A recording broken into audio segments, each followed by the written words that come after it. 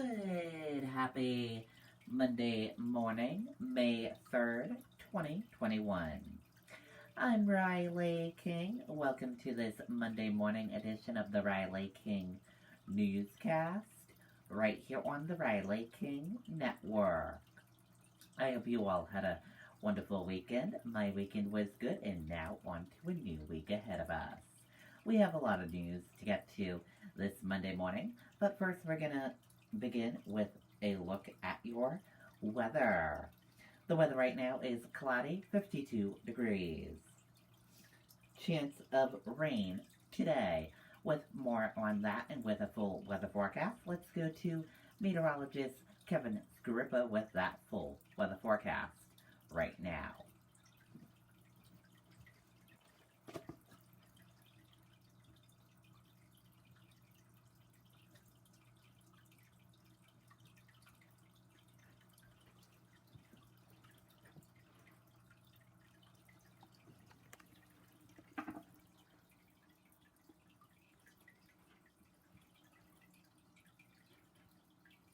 For the easy and the complex, the small stuff and the big, we're here with the affordable local loans, easy to manage accounts, and financial advice to help you blaze a trail, figure stuff out, and make your money go farther. We're Granite State Credit Union. Live bold. Plenty of clouds around for the first couple of days of this week, and along with it, some shower chances. Today, a little bit more bark than bite, a lot of the clouds that we will have out there, but there will be a few lighter showers in places through the day, but there'll be quite a few areas that wind up relatively dry through the afternoon. Temperatures today ranging from the mid-50s at the coastline to 60 to 65 in some interior sections, with a light breeze out of the east today. Again, this comes with a mostly cloudy to overcast sky and just a couple of passing showers. A weak system glides in tonight. Some shower activity will be making its way through. Temperatures by morning tomorrow will likely fall back into the 40s across the area. A shower chance likely lingers tomorrow morning before giving way to a mostly cloudy sky tomorrow afternoon. Temperatures will likely be held down to the 50s with rain-cooled air. And then after that shower chance, it does look like we have another one piling in for Wednesday. And out of all the rain chances for this week, I think the best chance is going to be periods of rain, some of which could even be briefly heavy during the daylight hours on Wednesday before pulling away later Wednesday night and early Thursday. Our best chance of partial sunshine will be with a northwesterly breeze on Thursday. Temperatures by then back into the 50s to lower 60s. And then another system rides up the coast Friday. Remains to be seen how close that is to the coastline and how organized the rain shower activity would be later Friday night and into Saturday. Cooler air will continue to ebb in behind that system, and I think temperatures, which are normally in the mid-60s this time of year, are going to likely be in the 50s to lower 60s through most of this week. So a couple of showers possible as clouds thicken today. Temperatures this evening will drop back in most locations into the 40s with some showers around. 50s tomorrow, rain-cooled air with most of the shower activity around in the morning. And there's a look at your 7-day forecast, which has another shower chance after Wednesday for late Friday and into Saturday. Okay, and there you go on that weather forecast from meteorologist Kevin Scrippa.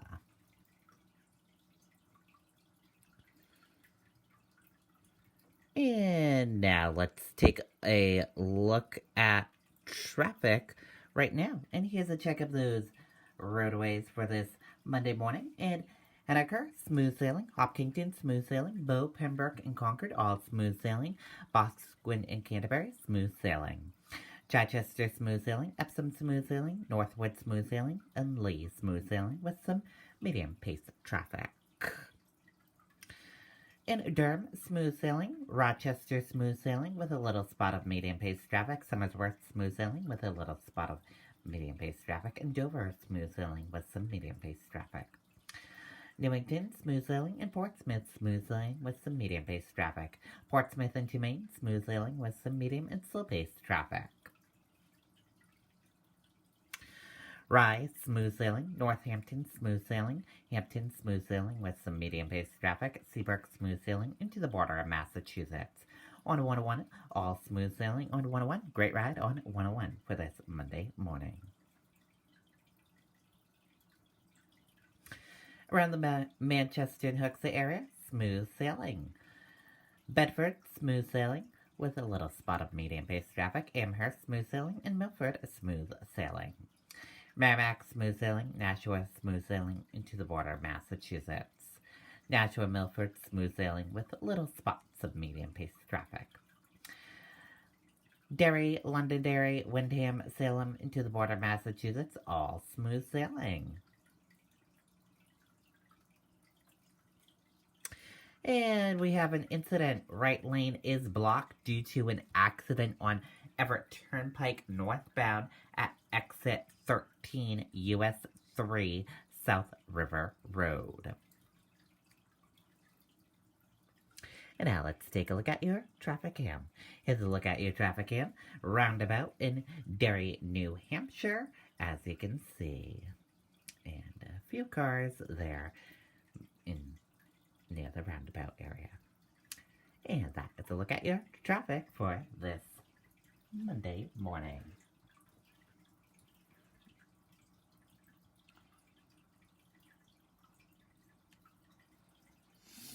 Now let's get to your news. First up, fire destroys 2 buildings in Barrington. Let's take a listen to that video from WMUR News 9. Summit Packaging Systems is hiring for all shifts. Summit knows stability, security, and growth are extremely valuable. You'll develop skills to succeed and earn steady income and benefits. Apply online at summitpackagingsystems.com/careers today. We're following breaking news in Barrington for you at this hour, where crews remain on the scene of a fire that leveled 2 buildings. The fire broke out early this morning on Swain Road, destroying a barn and an outbuilding there. Ray Brewer joins us live now at the Barrington Fire Department with what we know about this. Good morning, Ray. Good morning, Sean. Just spoke with the fire chief here in Barrington. He tells me the fire is now under control, declared under control about 3 o'clock this morning. The fire chief says when they got to the structure on Swain Road, everybody was out. Now, even though it's described as a barn, you can see they encountered intense flames there. There was no livestock inside the building. Instead, there was some milling equipment. The building also had an apartment up above. The resident did make it out. The chief said everybody was out when they arrived. Now, they did have problem getting water to the scene. The fire eventually going to 3 alarms in part to bring in extra tanker trucks. They had to shuttle it down the dirt road. It is a dead-end dirt road. The fire chief tells me that there was one minor injury when a firefighter stepped on a nail. At this point, there's no idea as to how this fire started. They will begin their investigation later this morning. Reporting live in Barrington, Ray Brewer, WMUR News 9. All right, Ray. Okay, and there you go on that video and that report.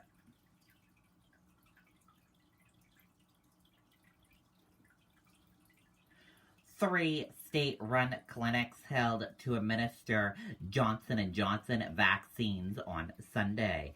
Let's take a listen to that video from WMUR News 9.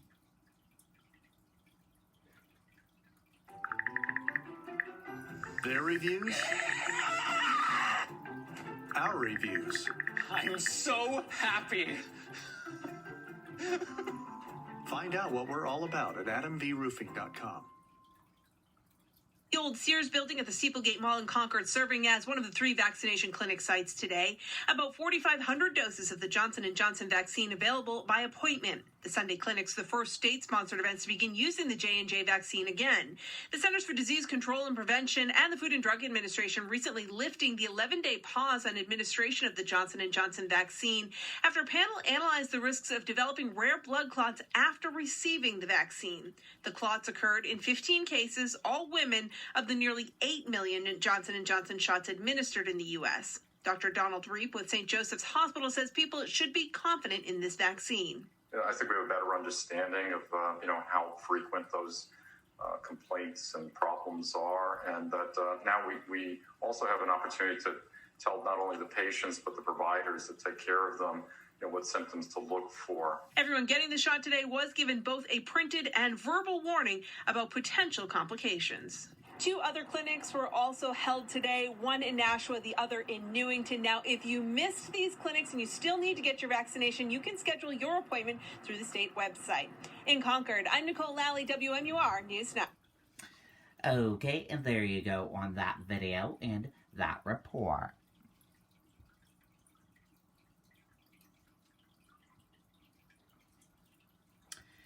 Seacoast businesses see tourism boost ahead of the summer season.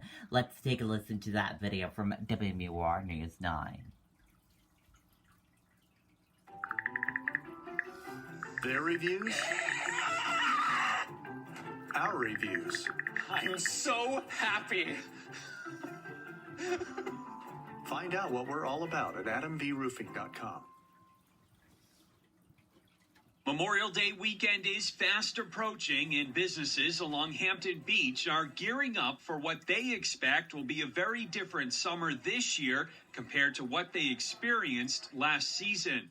It's going to be a very, very busy summer down here at Hampton Beach. John Nyan serves as president of the Hampton Area Chamber of Commerce. He says there has already been an increase in foot traffic this spring, a good sign of what's to come. The restaurants are full. The arcades, got plenty of kids playing skee ball, and there's a lot of people walking the boardwalk. Hotels, motels, and cottage rentals have also seen a jump in reservations. It's getting to a point now where they're asking their visitors, do you have any flexibility in terms of weeks? Because some of the most favorite weeks are already booked. The biggest problem businesses face now is having enough staff to accommodate the summer rush, thanks to low unemployment and a lack of overseas students who fill seasonal positions. We have depended in the past on J1 students. 300 came in 2019.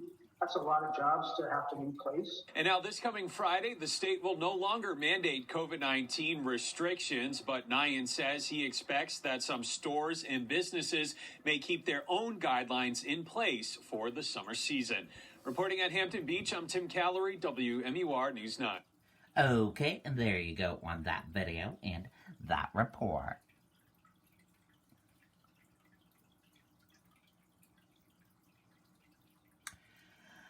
Dover man dies in motorcycle crash in Dover on Sunday.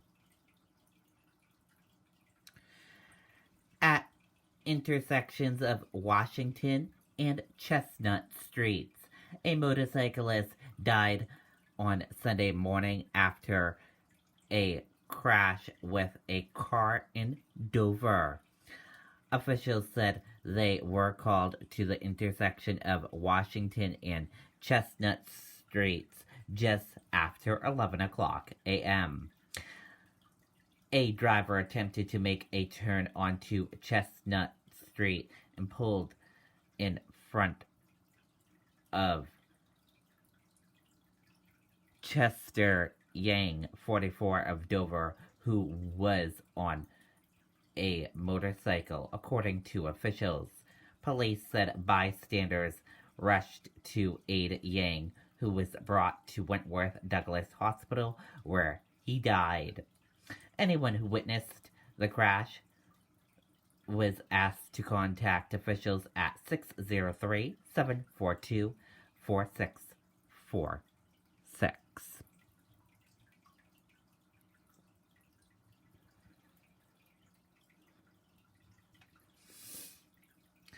Massachusetts man died after allegedly driving the wrong way on 2 New Hampshire highways.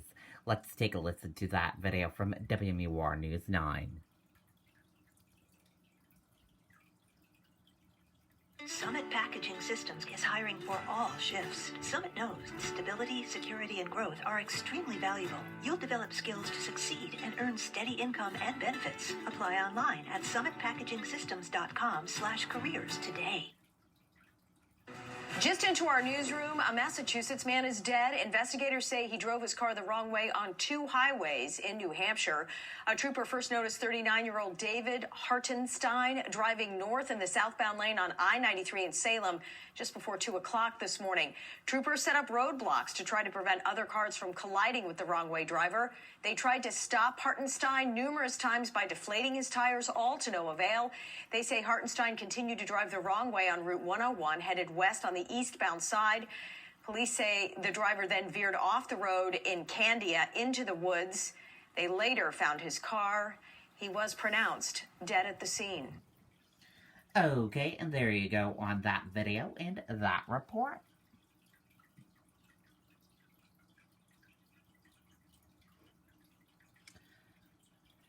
State officials, hospitals encourage Granite Staters to get their COVID-19 vaccine. Let's take a listen to that video from WMUR News 9. Summit Packaging Systems is hiring for all shifts. Summit knows stability, security, and growth are extremely valuable. You'll develop skills to succeed and earn steady income and benefits. Apply online at summitpackagingsystems.com/careers today. 60% of the state's population has received one dose, and roughly 26% is fully vaccinated. However, the state says many people who are eligible have not yet committed to getting a shot. A troubling sign, says Martha Wassel, Director of Infection Prevention at Wentworth Douglas Hospital in Dover. Having everyone vaccinated and creating that herd immunity is the only way that we'll be able to move forward. Wassel says even people who are in good health should get a shot. They may not become ill. They may be a transmitter and simply part of an asymptomatic transmission that could in turn spread this to someone who either was vaccinated and the vaccine didn't work well, or who, for whatever medical reason, could not be vaccinated. The COVID-19 vaccine is our shot to get back to normal. Governor Sununu and state health officials have joined together for a PSA to encourage Granite Staters to get their shots. Digital billboards have also gone up around New Hampshire. I got vaccinated to help protect my family and friends. United Way of Greater Nashua is making a similar pitch with its own PSA. Because I didn't want to bring sickness to my family. I feel that it's incredibly important for us to get vaccinated so that we can begin to move forward again and, get back to the things that are important to us. And the United Way of Greater Nashua is hosting an open forum on vaccines on Thursday. You can find out more information about that on our digital platforms. Reporting in Manchester, I'm Tim Callery, WMUR News 9. Okay, and there you go on that video and that report.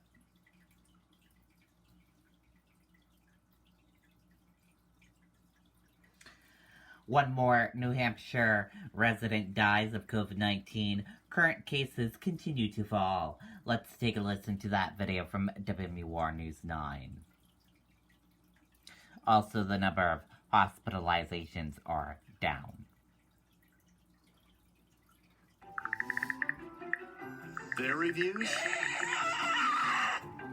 Our reviews. I'm so happy. Find out what we're all about at adamvroofing.com. Time, another drop in daily cases as we check the status of the pandemic here in New Hampshire. 221 new cases reported today. Taking a look at case trends over the last week, our 7-day average for new cases is down to 247 after hitting a recent high in mid-April. And checking another key trend, we continue to see a drop in the number of people battling COVID-19. The number of active cases is now below 2,300. The recovery rate in the state is 96%. 79 people are currently hospitalized. There is one new death tonight. It is not associated with a long-term care facility. Okay, and there you go on that video and that report.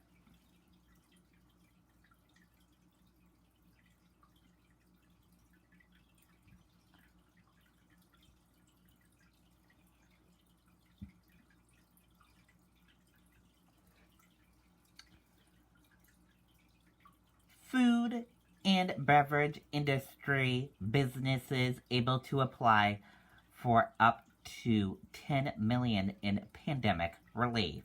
Let's take a listen to that video from WPBF 25 News, Florida.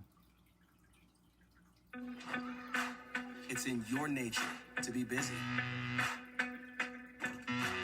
Our Steve King is live tonight in downtown West Palm Beach. And Steve, you spoke to a local business who says they've been will be filling out that application. They need the money.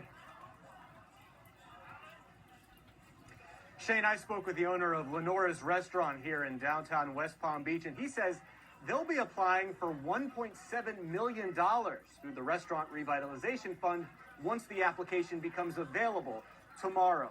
The owner says that would cover their losses during the pandemic, which were the worst at the Clematis Street location and the Alton location in Jupiter. The owner says if Lenore's receives that federal grant, they'll use it to hire more staff members since they're still down employees from the pandemic. And also, they'd give bonuses to their current employees if they get the grant. Congresswoman Lois Frankel, one of the U.S. representatives who voted for the American Rescue Plan, says she's thrilled lawmakers were able to provide this relief for the food and beverage industry. Anytime you can help your staff and help out, our family and our staff are family members. So anything we can do to really help them out and put money in their pockets, it's a great feeling. We're all in it together. Not only is it a great economic driver, but restaurants and bars are important to the community. We've got to get them back on their feet, and this will help do that. Now, all businesses are eligible for up to $10 million of economic relief, minus any financial assistance they've already received. Businesses will be able to apply for this Small Business Administration grant starting tomorrow. Now, we'll post the link, or we have posted the link to that application on our website, WPBF.com. Now, also on Thursday, Representative Frankel is hosting a webinar where business owners can learn more about this grant, and she can answer any questions that they may have. We've also posted the information for that webinar on our website, WPBF.com. Reporting live in downtown West Palm Beach, Steve King, WPBF 25 News. Okay, and there you go on that video and that report. And that does it for this Monday morning edition of the Riley King Newscast, right here on the Riley King Network. Thank you for watching. Have a great rest of your day. See you back here later on today with another newscast. Goodbye, everyone.